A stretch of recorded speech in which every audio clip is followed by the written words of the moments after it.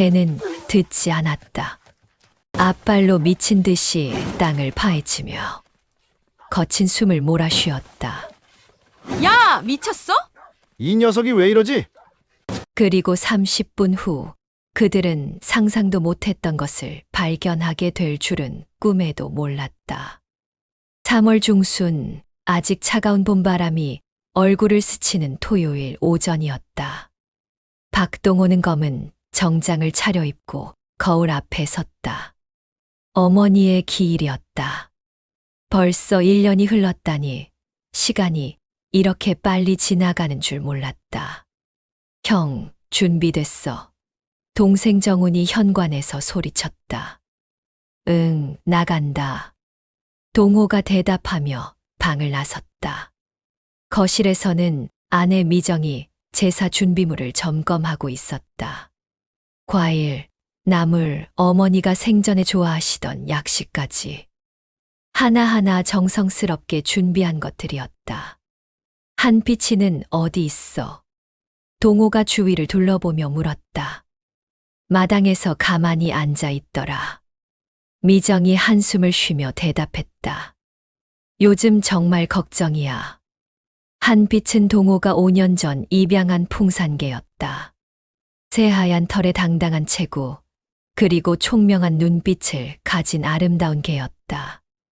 어머니는 한빛을 무척 아껴하셨다. 동호야, 한빛이는 특별한 아이야. 이 아이는 우리 집의 복덩어리가 될 거다. 그런 말씀을 자주 하셨다. 하지만 어머니가 세상을 떠난 뒤 한빛은 완전히 달라졌다. 예전에는 가족이 외출 준비를 하면 현관까지 뛰어와 꼬리를 흔들며 함께 가겠다고 애원하던 개였다. 산책을 나가면 앞장서서 길을 안내하고 다른 개들과 만나면 당당하게 인사를 나누던 활발한 성격이었다. 그런 한빛이 지금은 하루 종일 마당 한 구석에서 멀거니 하늘만 바라보고 있었다. 밥그릇 앞에 앉혀도 고개만 돌릴 뿐이었고 좋아하던 간식을 줘도 눈길조차 주지 않았다. 가끔 깊은 한숨 같은 소리를 내기도 했는데 그 소리를 들을 때마다 동호의 마음도 무거워졌다. 수의사 선생님 말로는 우울증의 가능성이 높다고 하던데 중학교에서 국어를 가르치는 정훈이 걱정스러운 표정으로 말했다. 걔도 우울증에 걸리는구나. 동호가 씁쓸하게 웃었다. 응급실에서 일하다 보니까 알게 됐는데 반려동물도 사람처럼 상실감을 느낀다고 해. 간호조무사인 미정이 덧붙였다. 특히 한빛이는 어머님과 특별히 더 가까웠잖아. 사실이었다.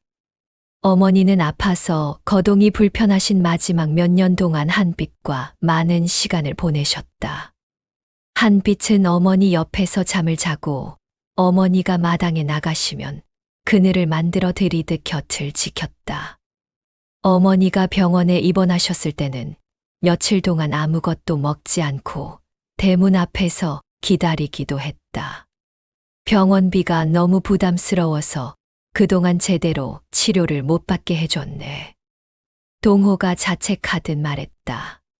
시청 환경미화원인 동호에게는 반려동물 치료비가 만만치 않은 부담이었다.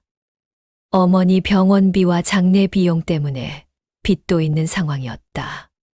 가족들이 번갈아가며 한빛을 돌보려 노력했지만 뚜렷한 변화는 없었다. 오늘은 한빛이도 데려가자. 동호가 결심한 듯 말했다. 어머니 보고 싶을 거야.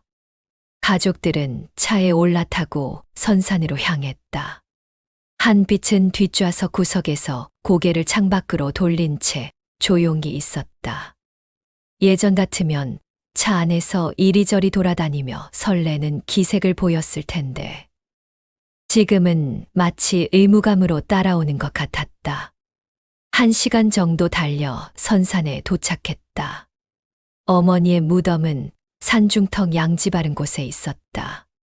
주위로는 소나무들이 울창하게 자라 있어 언제나 고즈넉한 분위기를 자아냈다. 어머니 왔습니다. 동호가 무덤 앞에서 절을 올렸다. 정훈과 미정도 차례로 인사를 드렸다. 그들이 제사 준비를 하는 동안 한빛은 무덤 뒤편에서 가만히 앉아 있었다. 평소와 다를 바 없는 무기력한 모습이었다.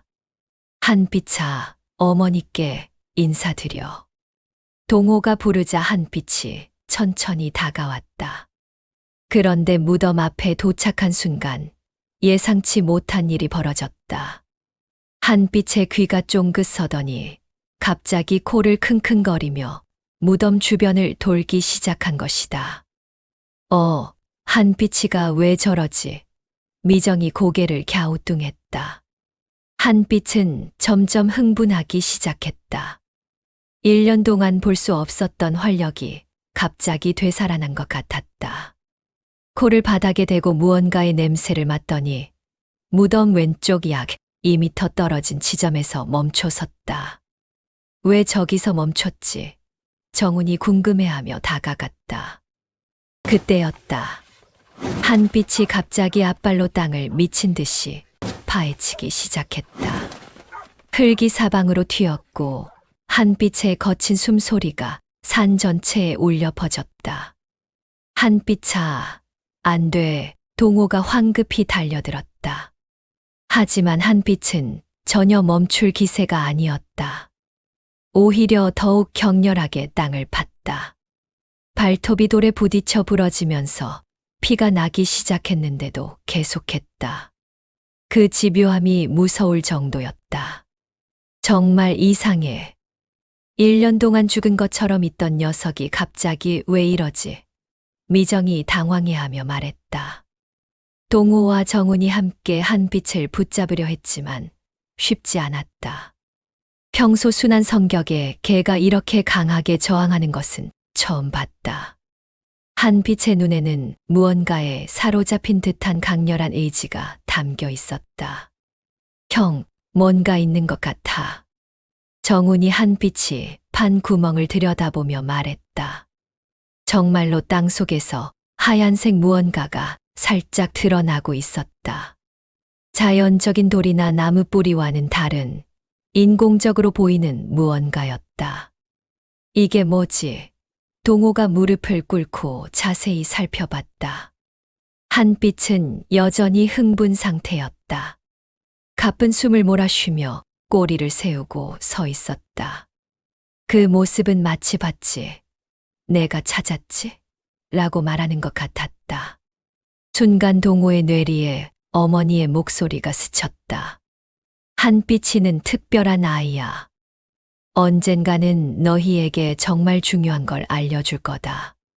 그때는 단순한 반려동물에 대한 애정 표현이라고 생각했다. 하지만 지금 이 상황을 보니 그 말이 예언처럼 느껴졌다. 형, 이거 파내봐야겠어. 정훈이 진지하게 말했다. 하지만 함부로. 동호가 주저했다. 한빛이가 이렇게까지 하는 데는 분명 이유가 있을 거야. 미정이 동호의 어깨에 손을 올렸다.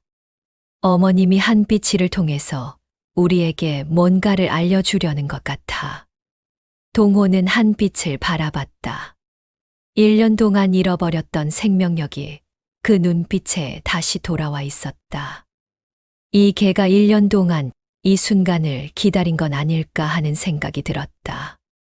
알았어. 조심스럽게 파보자. 동호가 결심했다.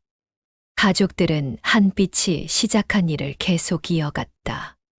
그리고 30분 후 그들은 상상도 못했던 것을 발견하게 될 줄은 꿈에도 몰랐다.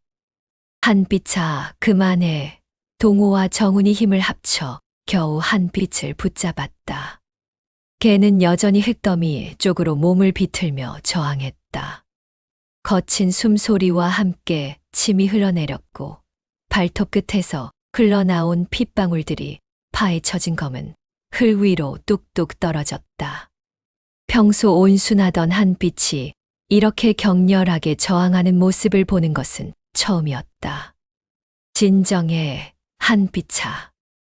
동호가 개의 목을 감싸 안으며 달래려 했지만 한빛의 시선은 여전히 그가 판 구덩이에 고정되어 있었다. 미정이 떨리는 손으로 한빛이 파는 흙더미를 치웠다. 그러자 하얀색 직사각형 모양의 물체가 더 선명하게 드러났다. 처음에는 돌인 줄 알았는데 자세히 보니 그게 아니었다. 이게 뭐지? 미정이 중얼거렸다. 동호는 조심스럽게 다가가 흙을 털어냈다. 손으로 만져보니 딱딱하면서도 매끄러운 질감이었다. 도자기나 플라스틱 같은 인공 소재였다. 형, 이거 혹시... 정훈의 목소리가 떨렸다. 동호도 같은 생각이 들었다. 하지만 확신할 수는 없었다. 더 파내봐야 정체를 알 수 있을 것 같았다. 삽이 있었으면 좋았을 텐데. 동호가 아쉬워하며 맨손으로 흙을 계속 파냈다.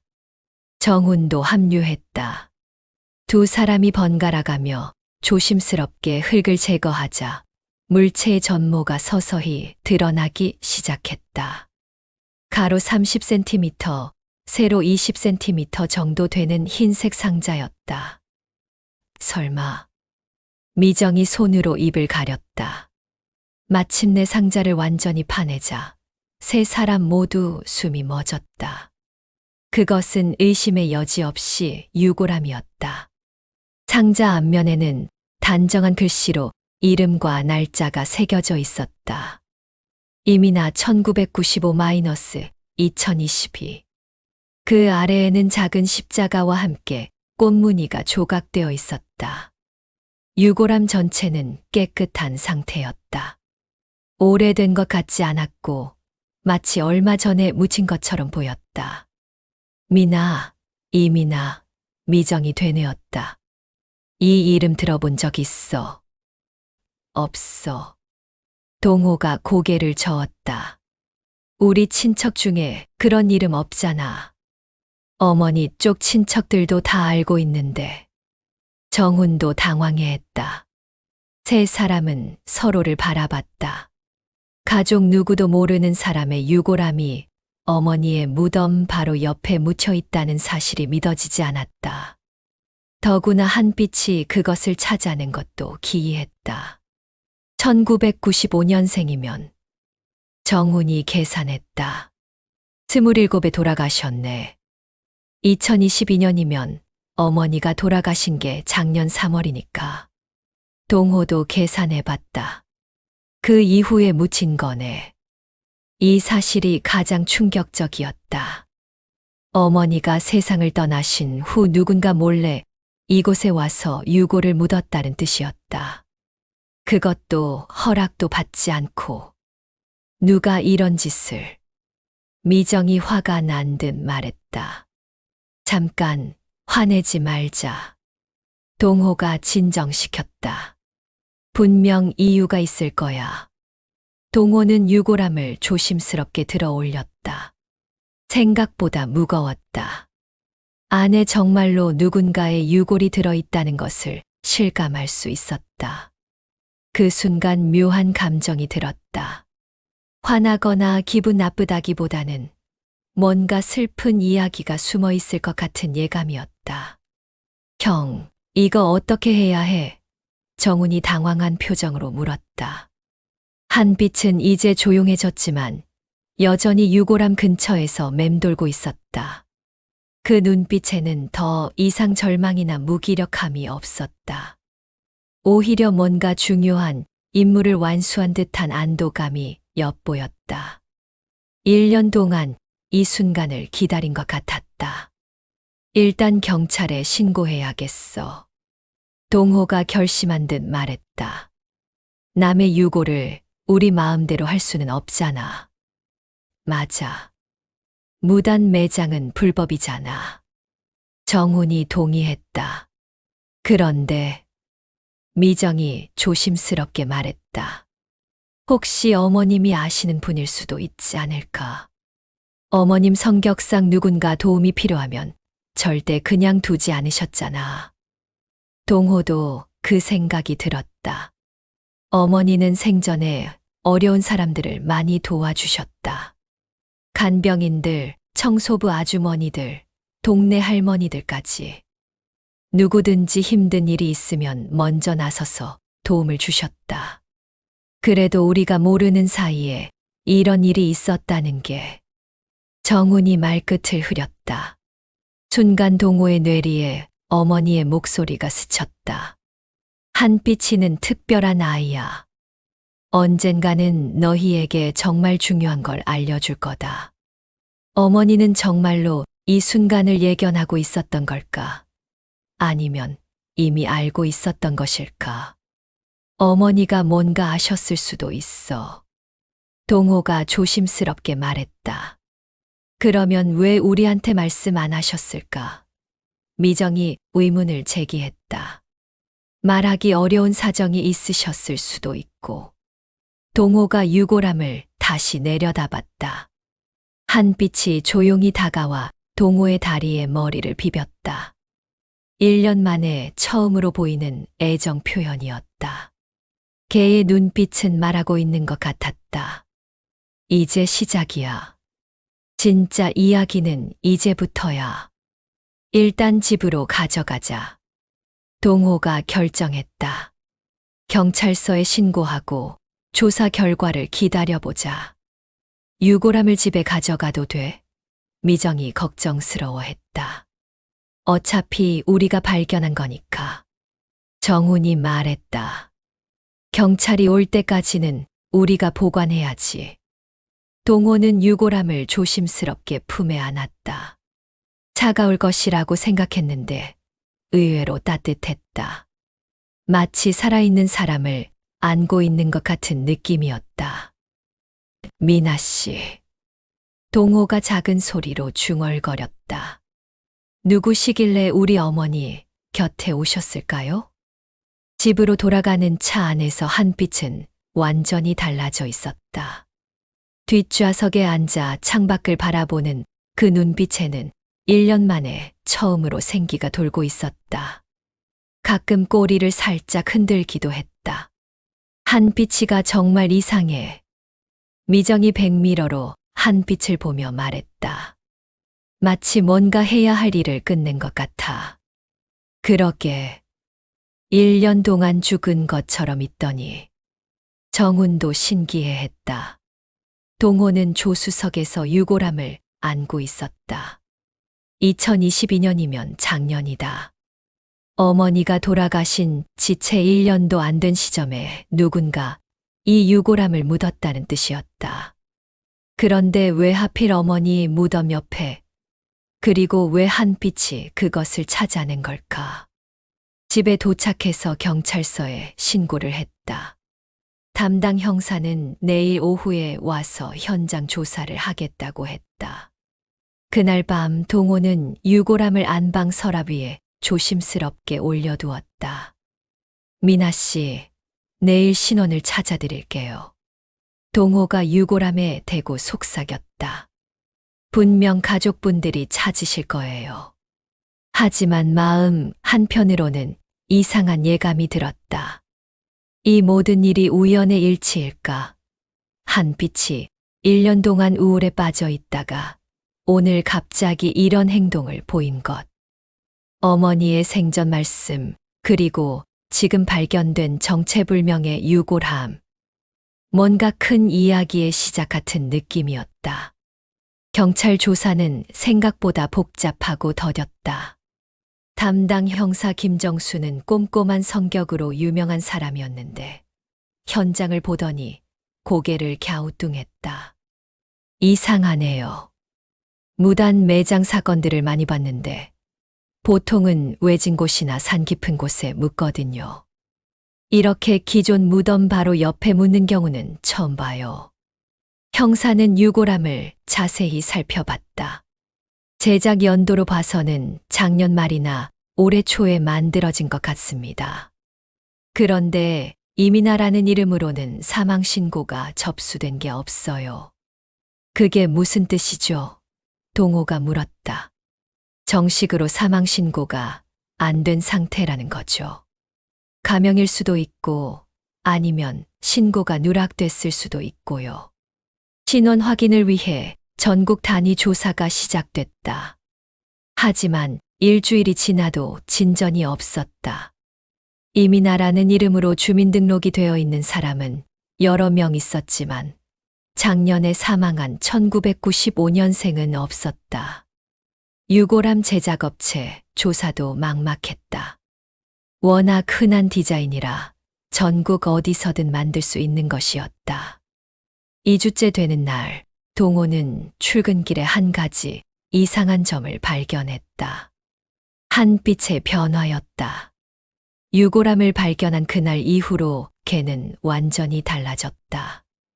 1년 동안 보이지 않던 식욕이 돌아왔고 산책을 나가자고 조르기까지 했다. 하지만 뭔가 기다리는 듯한 기색도 있었다. 마치 다음 단계가 남아있다는 것을 아는 것 같았다. 한빛이가 뭘 기다리는 것 같아. 미정이 아침에 개밥을 주며 말했다. 나도 그런 느낌이야. 동호가 대답했다. 마치 첫 번째 임무는 끝났지만 아직 더 할 일이 남았다는 것처럼. 3주째 되던 어느 화요일 오후였다. 동호가 오후 근무를 마치고 집에 돌아오는데 대문 앞에 낡은 자전거 한 대가 세워져 있었다. 바구니에는 작은 꽃다발이 놓여 있었다. 누군가 집을 찾아온 것 같았다. 현관을 열고 들어가자 미정이 맞이했다. 여보, 손님이 와 계셔. 어머님 간병하실 때 오셨던 윤정희 선생님이야. 윤정희 선생님, 동호가 기억을 더듬었다. 아, 자원봉사로 도와주시던 분. 거실로 들어가니 60대 초반으로 보이는 여성이 소파에 앉아 있었다. 윤정희. 어머니가 마지막 2년 동안 병상에 누워 계실 때 일주일에 2번씩 와서 간병을 도와주셨던 분이었다. 손발이 부자유한 어머니의 몸을 닦아드리고 식사 도움을 주고 때로는 함께 옛날 이야기를 나누기도 하셨다. 항상 밝은 미소를 잃지 않고 걱정 마세요. 제가 있으니까 라고 말하던 분인데 오늘은 어쩐지 얼굴이 어두워 보였다. 눈가에는 깊은 피로가 서려 있었고 손은 계속 떨리고 있었다. 정희 선생님, 정말 오랜만이에요. 동호가 정중하게 인사했다. 그러게요, 동호 씨. 어머님 돌아가신 후로 인사도 제대로 못 드렸네요. 정희의 목소리는 평소보다 많이 떨리고 있었다. 갑자기 찾아와서 죄송해요. 무슨 말씀을 하세요? 어머니를 그렇게 정성스럽게 돌봐주신 분인데 언제든 편하게 오세요. 미정이 따뜻한 차를 내오며 말했다. 정희는 찻잔을 두 손으로 받았지만 여전히 떨렸다.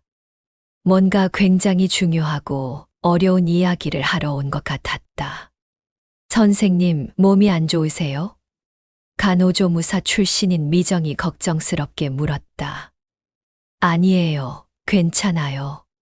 정희가 고개를 저었다. 그냥 요즘 잠을 못 자서 그래요. 잠시 어색한 침묵이 흘렀다.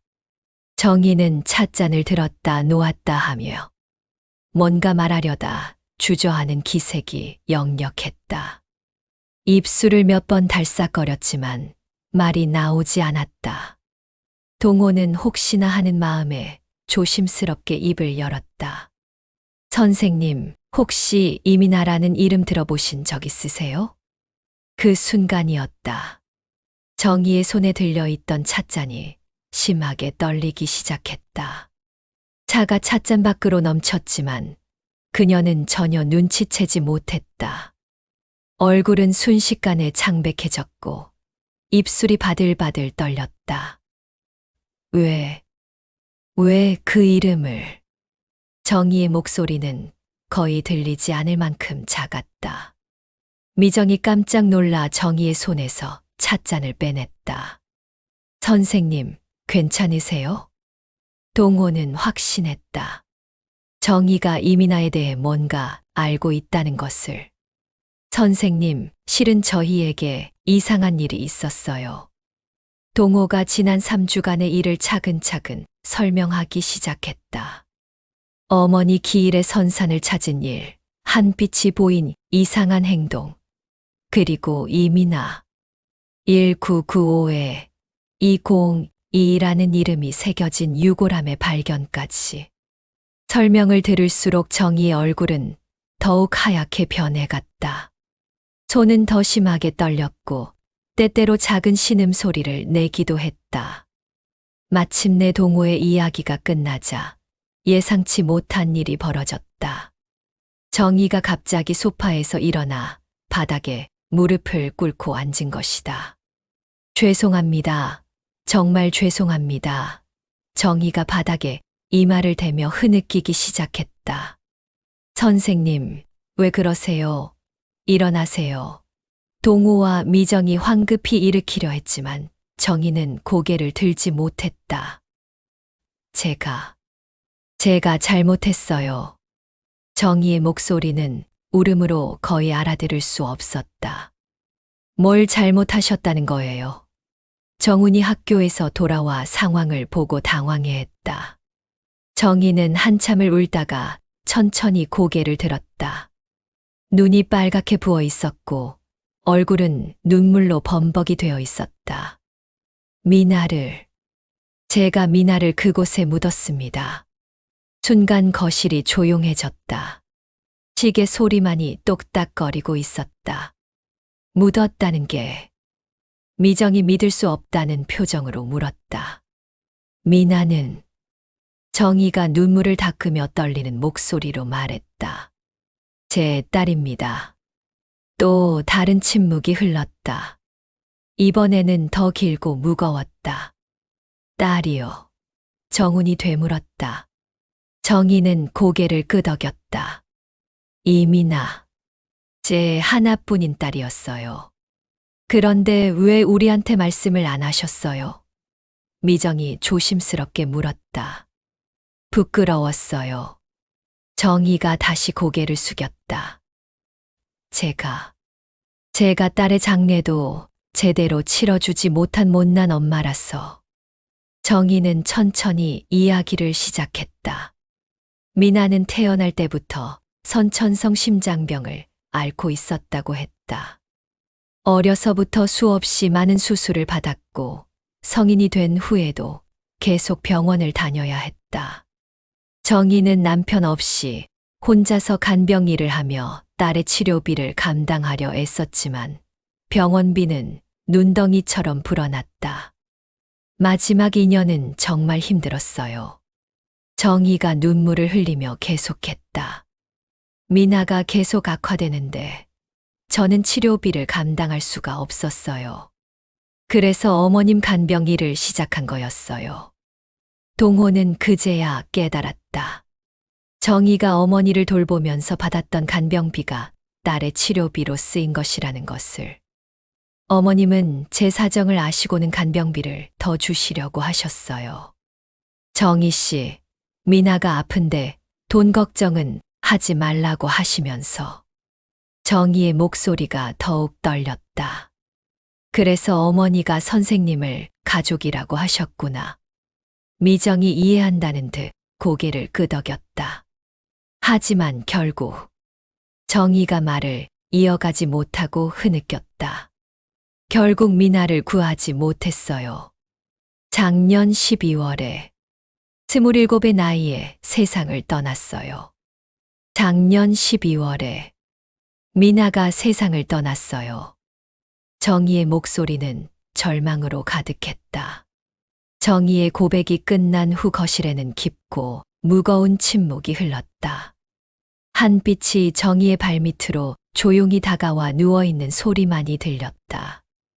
네 사람은 각자 다른 생각에 잠겨 있었다. 미정이 먼저 입을 열었다. 선생님. 그녀의 목소리는 떨리고 있었지만 화가 아닌 깊은 슬픔이 묻어났다. 그때 왜 말씀을 안 하셨어요? 어떻게 말을 해요? 정희가 고개를 들지 못한 채 대답했다. 가진 것 하나 없는 주제에 딸 장례까지 부탁드린다고 말할 수가 있겠어요? 그게 뭐가 부끄러운 일이에요. 미정의 목소리가 높아졌다가 다시 작아졌다. 어머님이 선생님을 가족이라고 하셨는데 가족이 어려울 때 서로 돕는 게 당연하지 않나요? 동호는 아직 아무 말도 하지 않고 있었다. 그저 정희를 바라보며 복잡한 표정을 짓고 있었다. 화가 나는 것도 아니고 그렇다고 완전히 이해가 되는 것도 아닌 묘한 감정이었다. 그때 상황을 좀 더 자세히 말씀해 주시겠어요? 동호가 조심스럽게 물었다. 정희는 한참을 망설이다가 천천히 입을 열었다. 미나가 마지막에 입원해 있을 때 저는 어머님 간병으로 병원에 있었어요. 그래서 미나 곁에 있어 주지도 못했어요. 그런 상황에서 어쩔 수 없었잖아요. 미정이 위로했다. 미나는 혼자 세상을 떠났어요. 제가 간병비를 벌기 위해서 어머님 곁에 있는 동안 정희의 목소리가 끊겼다. 딸이 죽어가는데 엄마는 옆에 없었어요. 그 말을 들은 순간 모두가 정희의 고통을 이해할 수 있었다. 딸의 치료비를 벌기 위해 다른 환자를 돌보느라 정작 자신의 딸 마지막을 지켜주지 못한 어머니의 절망감. 그래서 결국 어머니 무덤에 정훈이 말을 잊지 못했다. 네. 정희가 고개를 끄덕였다. 장례를 치를 돈이 없었어요. 화장 비용까지는 어떻게 마련했는데 그 이후에는 정말 막막했어요. 그때 화장터에서 얼마나 막막하셨을까. 미정이 상상만으로도 괴로워했다. 유골함을 들고 며칠을 헤맸어요. 정희가 계속했다. 어디에 모실 곳도 없고 납골당 비용도 없고. 그러다 문득 어머님이 생각났어요. 정희는 떨리는 목소리로 계속 이야기했다. 어머니가 생전에 얼마나 자신과 미나를 아꼈는지. 우리는 이제 가족이라고 늘 말씀하셨던 일들을 하나하나 회상했다. 어머님이 살아계셨다면 절대 미나를 혼자 두지 않으셨을 거예요.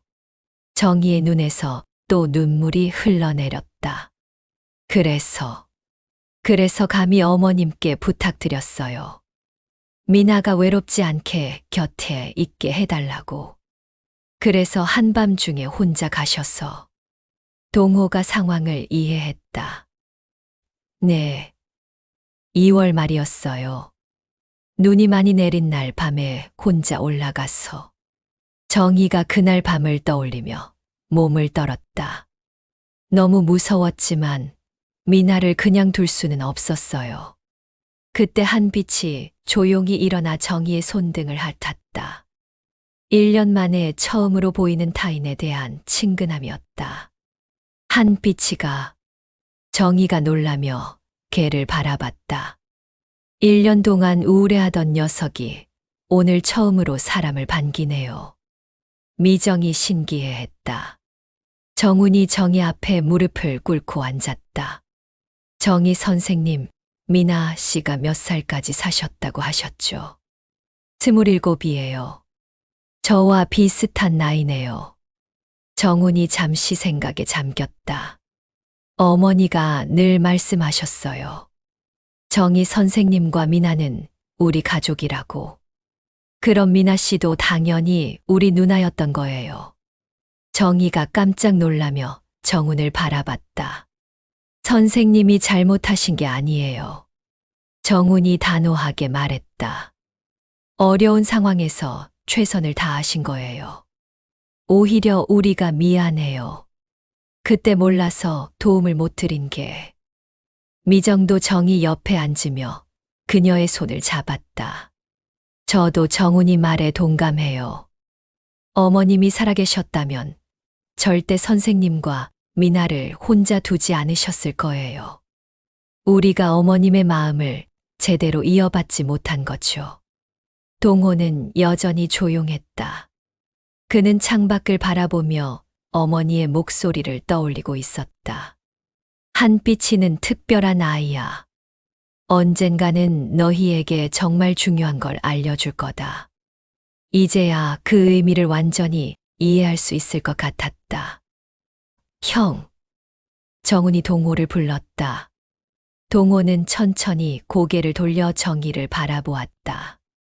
그녀의 눈은 빨갛게 부어 있었고 주름진 손은 여전히 떨리고 있었다. 하지만 그 떨림이 두려움 때문만은 아니라는 것을 알 수 있었다. 희망에 대한 떨림이기도 했다. 선생님. 동호의 목소리는 따뜻했다. 미나를 정식으로 어머니 곁에 모시면 어떨까요? 정희의 눈이 커졌다. 정말요? 우리 모두가 함께 예를 다해서요. 이번에는 제대로 된 장례식을 치러드리고 싶어요. 정희의 눈에서 다시 눈물이 흘러내렸다. 하지만 이번에는 절망의 눈물이 아니었다. 안도와 감사의 눈물이었다. 하지만 제가 무슨 자격으로? 정희가 여전히 주저했다. 자격이요? 미정이 정희의 손을 더 꽉 잡았다. 어머님을 그렇게 정성스럽게 간병해 주시고 저희를 가족같이 여겨주신 분이 무슨 자격을 걱정하세요? 맞아요. 정훈이 덧붙였다. 그리고 미나 누나도 한빛이가 찾아낸 우리 가족이에요. 1년 동안 한빛이가 기다린 이유가 있었던 것 같아요. 모두의 시선이 한빛에게 모였다. 걔는 정희의 무릎에 턱을 꿰고 편안해 보였다. 1년 동안 볼 수 없었던 평온한 표정이었다. 정말 괜찮을까요? 정희가 떨리는 목소리로 물었다. 괜찮은 게 아니라 당연한 거예요. 동호가 단호하게 말했다. 어머니가 원하신 일이에요. 그리고 한빛이도 이 순간을 기다렸고요. 어머니가 한빛이를 통해서 우리에게 알려주신 거예요. 미정이 말했다. 가족이 누락된 게 있다고. 정희는 한참을 주저하다가 결국 고개를 끄덕였다. 그럼 정말로 고맙습니다. 미나가 너무 기뻐할 거예요. 그날 밤 가족들은 거실에서 오랫동안 이야기를 나눴다. 미나의 생전 모습에 대한 정희의 이야기, 어머니가 정희 모녀를 얼마나 아꼈는지에 대한 회상, 그리고 앞으로 치를 장례식 계획까지. 미나는 정말 착한 아이였어요. 정희가 딸 자랑을 하며 처음으로 미소를 지었다. 아파도 한 번도 저를 원망하지 않았어요. 오히려 저를 위로해주곤 했죠. 한빛은 그날 밤 처음으로 정희의 발밑에서 편안하게 잠들었다. 마치 오랜 기다림이 끝났다는 듯이, 그리고 이제 진짜 가족이 모두 모였다는 듯이. 일주일 후 토요일 오전, 가족과 정희는 다시 선산을 찾았다. 이번에는 장례업체 직원 2명도 함께였다. 미나의 유골함을 정식으로 안치하고 작은 추도식을 거행하기 위해서였다. 날씨가 참 좋네요. 장례업체 김 과장이 하늘을 올려다보며 말했다. 이런 날에는 고인도 편안해 하실 거예요. 정말 그랬다. 3월 말의 봄날치고는 바람도 따뜻했고 하늘도 맑게 개어 있었다. 산 전체에는 연두색 새싹들이 돋아나기 시작했고 곳곳에서 새소리가 들려왔다. 여기가 좋겠어요. 동호가 어머니 무덤 오른편을 가리켰다. 어머니가 미나를 항상 보실 수 있는 자리예요. 직원들은 정성스럽게 자리를 다듬기 시작했다. 잡초를 뽑고 돌멩이를 치우며 작은 봉분을 만들 공간을 마련했다. 그 과정을 지켜보는 정희의 눈에서는 계속해서 눈물이 흘러내렸다. 이모님 괜찮으세요? 미정이 정희의 어깨에 손을 올렸다. 고마워요. 정말 고마워요. 정희는 고개를 끄덕이며 눈물을 닦았다. 미나가 이런 좋은 자리에서 쉴 수 있다니. 꿈만 같아요. 꿈이 아니에요. 현실이에요. 정훈이 따뜻하게 말했다. 이제 미나 누나는 정말로 우리 가족이 되는 거예요. 한빛은 작업하는 직원 주위를 빙글빙글 돌며 꼬리를 흔들고 있었다. 1년 전과는 완전히 다른 모습이었다. 눈빛에는 생기가 가득했고 걸음걸이도 가벼웠다. 가끔 정의를 올려다보며 짧게 짖기도 했는데 마치 걱정하지 마세요라고 말하는 것 같았다. 한빛이가 정말 신기해요.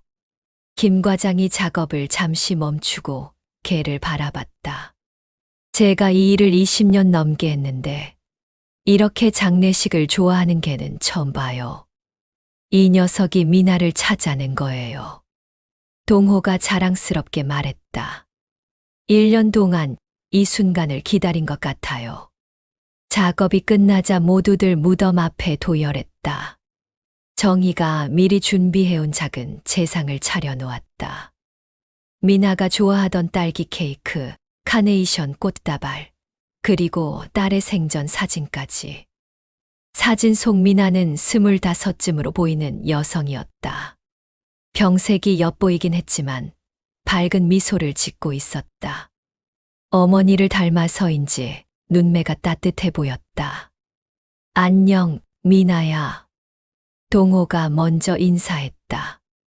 늦었지만 우리 가족이 되어줘서 고마워. 앞으로 잘 부탁해. 정훈도 정중하게 절을 올렸다. 미나 누나 많이 아프셨죠?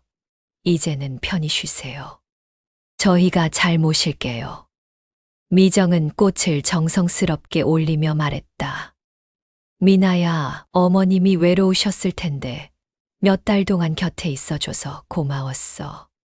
정희 이모님도 이제 외롭지 않을 거야. 마지막으로 정희가 무덤 앞에 무릎을 꿇었다. 미나야. 그녀의 목소리는 흐느낌으로 떨렸다.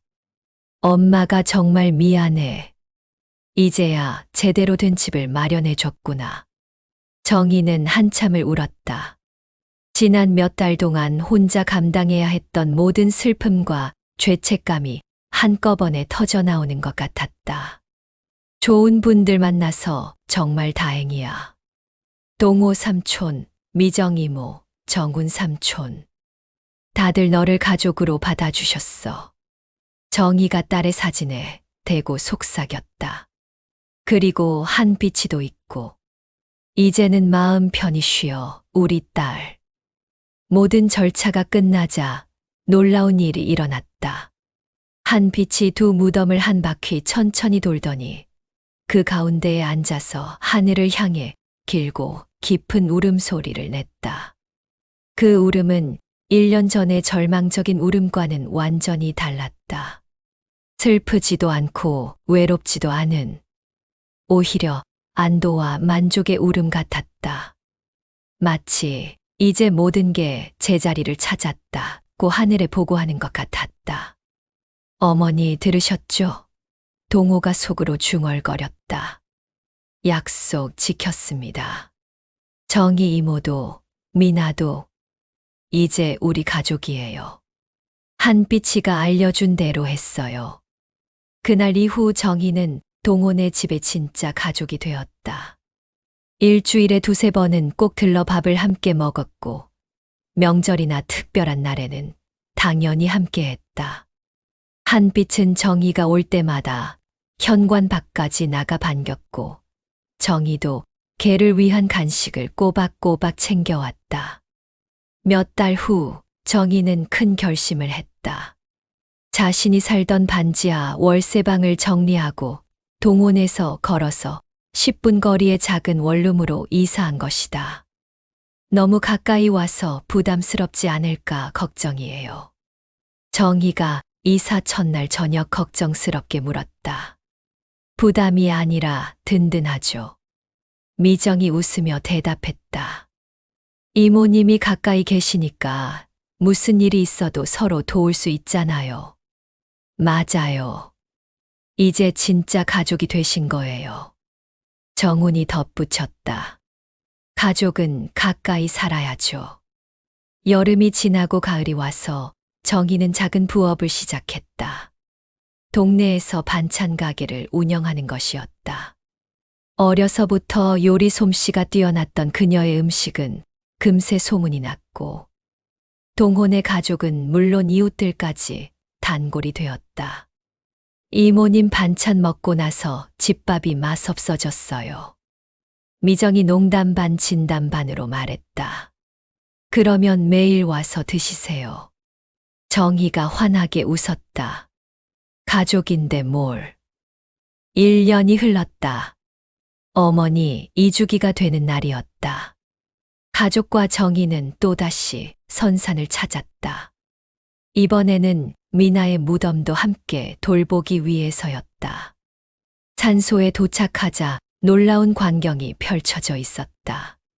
어머니와 미나의 무덤 사이사이로 작은 들꽃들이 자연스럽게 피어 있었다. 노란 민들레, 하얀 토끼풀, 보라색 제비꽃들이 마치 두 무덤을 이어주는 다리처럼 아름답게 자라고 있었다. 와, 정말 예쁘다. 미정이 감탄했다. 어머니가 미나와 함께 키우신 것 같아요. 정훈이 미소 지었다. 미나가 어머님께 꽃 선물을 드린 것 같기도 하고요. 정희가 눈물을 글썽이며 말했다. 한빛은 두 무덤 사이의 햇볕이 가장 잘 드는 곳에 누워 편안하게 낮잠을 자고 있었다. 그 모습은 마치 두 무덤을 지키는 수호천사 같았다. 1년 전 절망에 빠져 있던 개와는 완전히 다른 평온한 모습이었다. 제사를 올리고 나서 가족들은 들꽃밭에 둘러앉았다. 도시락을 펼치고 함께 점심을 먹으면서 지난 1년을 되돌아봤다. 참 많은 일이 있었네요. 정희가 감회에 젖어 말했다. 좋은 일들만 있었어요. 동호가 웃으며 답했다. 미나야, 잘 지내지? 정희가 딸의 무덤에 손을 올리며 속삭였다. 엄마도 이제 외롭지 않아. 정말 좋은 가족들이 생겼거든. 너도 행복하지? 바람이 불어와 들꽃들을 살랑살랑 흔들었다. 마치 미나가 대답하는 것 같았다. 당연히 행복해요, 엄마. 나도 더 이상 외롭지 않아요. 이렇게 좋은 가족이 생겼는데. 해가 서쪽으로 기울어갈 무렵, 가족들은 산을 내려갔다. 한빛은 마지막까지 뒤돌아보며 두 무덤을 바라봤다. 그 눈빛에는 만족감이 가득했다. 한빛아, 고마워. 동호가 개의 머리를 쓰다듬었다. 내가 없었으면 우리가 미나를 만날 수 없었을 텐데. 한빛이 꼬리를 흔들며 동호의 손을 핥았다. 마치 당연한 일을 했을 뿐이에요. 라고 대답하는 것 같았다. 그날 저녁 5명의 가족은 정희의 반찬 가게에서 함께 저녁을 먹었다. 피가 섞이지 않았고 만난 지 얼마 되지 않았지만 이제 정말로 한 가족이 된 것 같았다. 웃음소리가 끊이지 않는 따뜻한 저녁이었다. 어머님, 미나야. 동호가 마음속으로 말했다. 우리 가족, 이제 완성됐어요. 모두 행복해요.